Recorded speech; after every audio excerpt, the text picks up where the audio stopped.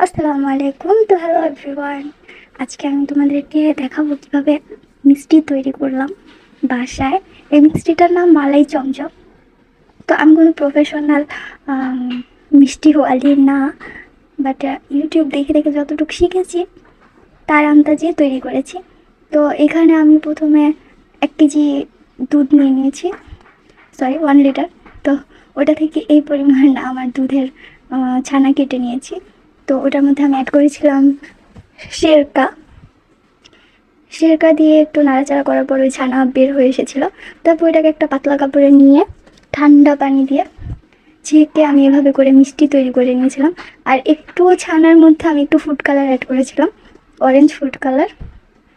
তো এখানে আমি শিরা বানিয়ে নিয়েছিলাম চিনি দিয়ে, পানি দিয়ে। তার সাথে এলাচ দিয়েছিলাম।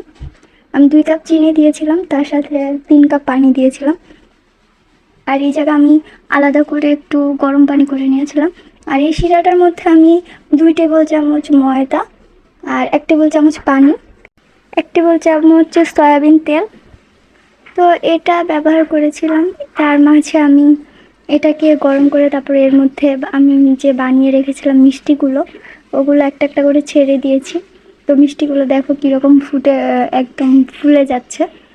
তো তারপরে আমি একটা একটা করে একটু পরপর 5 মিনিট পরপর গরম পানি দিয়ে দিয়েছিলাম, কারণ এটা দ্রুত পানিটা কমে যাচ্ছিল।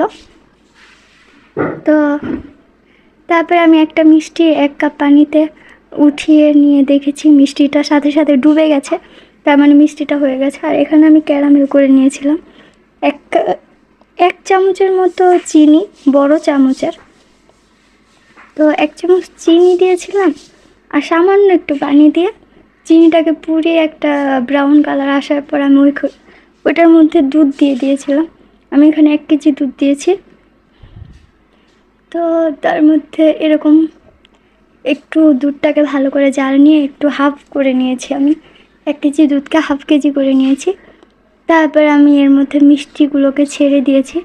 আর এই দুধের মধ্যে আমি 1 কাপ চিনি অ্যাড করেছিলাম। এই তো ব্যাস, এই তো আমার মিষ্টিটা হয়ে গেছে প্রায়। এটা এখানে ছোট লাগছে একটু তুলনায় হয়তো তোমাদের কাছে।